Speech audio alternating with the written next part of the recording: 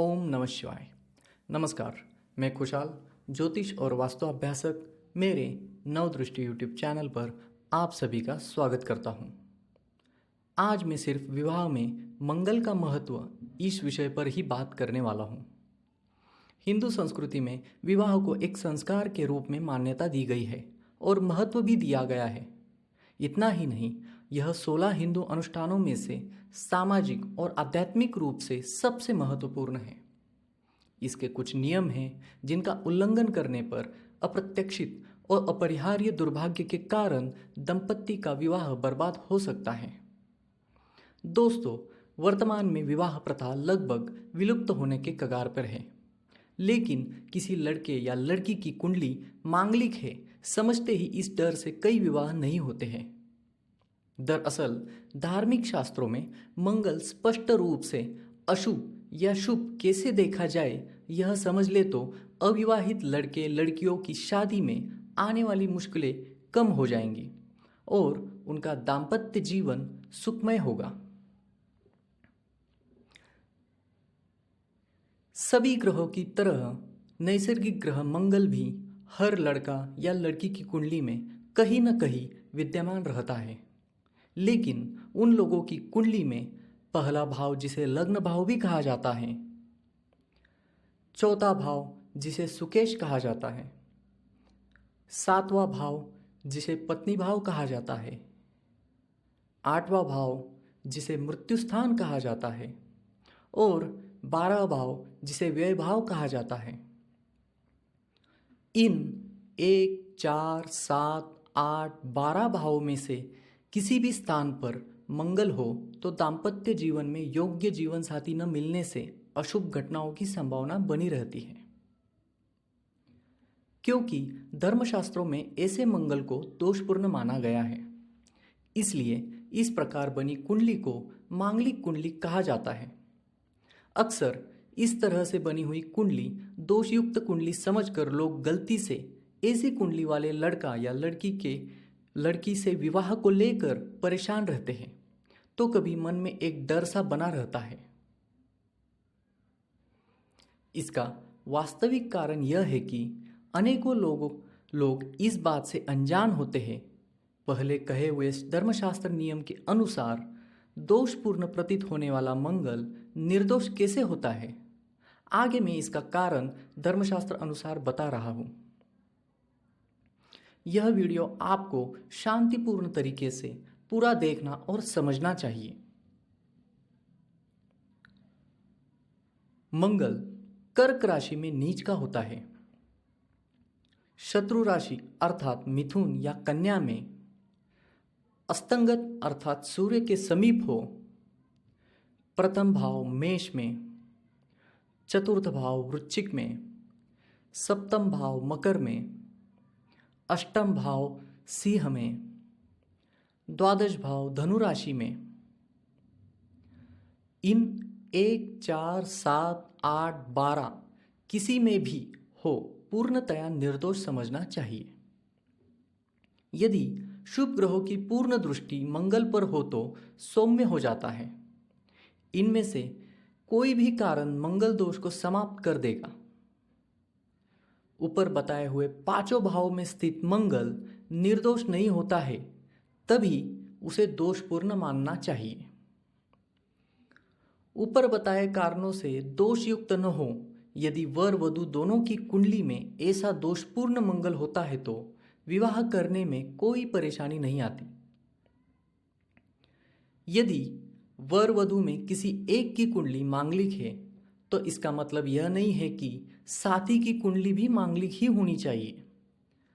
साथी की कुंडली में मंगल दोषपूर्ण नहीं है, फिर भी कुंडली में ग्रह स्थिति निम्न प्रकार से होने पर साथी की कुंडली मांगलिक कुंडली से मेल खाती है। पहले बताए हुए 5, 1, 4, 7, 8, 12 स्थानों में शनि स्थित होना चाहिए।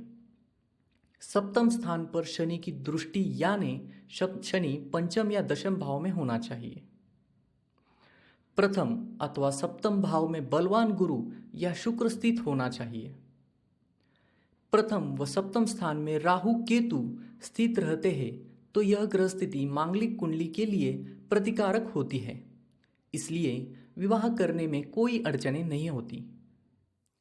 ज्योतिष शास्त्र के प्राचीन ग्रंथ नारद संहिता में स्पष्ट रूप से उल्लेख है, वर और कन्या की जन्म राशि एक है परंतु नक्षत्र अलग अलग है तो वैवाहिक जीवन में सुख तथा प्रेम में वृद्धि होती है। गर्ग ऋषि मतानुसार लड़के का जन्म नक्षत्र क्रम कन्या के जन्म नक्षत्र के बाद होना चाहिए। यदि लड़की के जन्म नक्षत्र के बाद लड़के का जन्म नक्षत्र आए तो दाम्पत्य जीवन सुखमय होने में संदेह होता है। मुहूर्त तत्व ग्रंथ में उल्लेख है कि लड़का और लड़की के समान राशि है और लड़के का जन्म नक्षत्र लड़की के नक्षत्र के आगे है तो अष्टकूट मिलान की उपेक्षा करके भी विवाह संपन्न करना चाहिए। ऐसा इसलिए कहा गया है क्योंकि समान जन्म राशि होने पर अष्टकूट का संतुलन स्वतः ही प्राप्त हो जाता है। मृगशिरा, मघा, स्वाति अथवा अनुराधा नक्षत्र में लड़का या लड़की जन्म होता है तथा दसकुट में किसी का भी संतुलन नहीं होता है, फिर भी सुखद दाम्पत्य जीवन प्राप्त होता है। निम्नलिखित नक्षत्रों में यदि लड़का या लड़की का जन्म पादभेद तथा पादवेद होने की स्थिति में विवाह करने में कोई परेशानी नहीं होती है।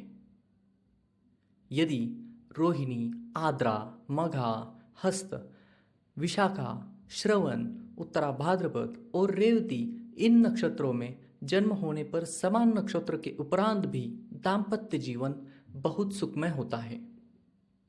लेकिन अग्रांकित नक्षत्रों में जन्म होने पर उसका वैवाहिक जीवन बहुत सुखमय होता है। परंतु अग्रांकित नक्षत्रों में जन्म होने पर समान राशियों के उपरांत भी वैवाहिक सुख मध्यम होता है।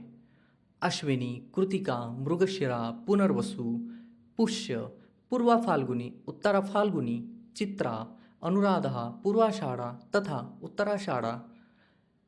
लेकिन कुछ स्थितियों में यदि जन्म नक्षत्र समान हो तो विवाह की सलाह नहीं दी जाती है।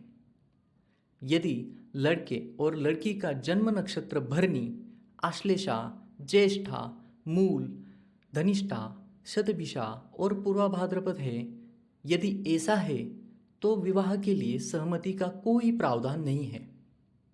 लेकिन यदि नक्षत्र एक ही हो और राशियां भिन्न हो तो विवाह के लिए सहमति देनी होगी। लड़की के जन्म कुंडली में सप्तम भावगत मंगल स्थित है तो ऐसे लड़के के साथ उसका विवाह कदापि नहीं करना चाहिए जिसके अष्टम भाव में मंगल स्थित है, नहीं तो वैधव्य की प्रबल संभावना की संरचना होती है जो मास दोष को संतुलित करने के बजाय पति के मृत्यु की संभावना को बढ़ाती है और लड़की के वैवाहिक जीवन को प्रभावित करती है। इस बात की प्रबल संभावना है कि विधवा होने के बाद भी गति बढ़ती रहेगी। ज्योतिष शास्त्र में अनगिनत नियम और उपाय बताए गए हैं जो मनुष्य जीवन के परेशानियों को शमन करने हेतु उपयोगी साबित होते हैं। इसलिए मेरी सलाह है कि ऊपर बताए हुए किसी भी नियमों के तहत बनी हुई लड़का या लड़की की कुंडली वैवाहिक कुंडली मिलान करते समय सूक्ष्म रूप से ज्योतिष की सलाह लेना जरूरी है। हमारा यह वीडियो आपको अच्छा लगता है तो प्लीज़ शेयर करो, लाइक करो और सब्सक्राइब करो। हमारे चैनल के आने वाले नए वीडियो का नोटिफिकेशन पाने के लिए आइकॉन बेल को क्लिक करें। शिवम कल्याण।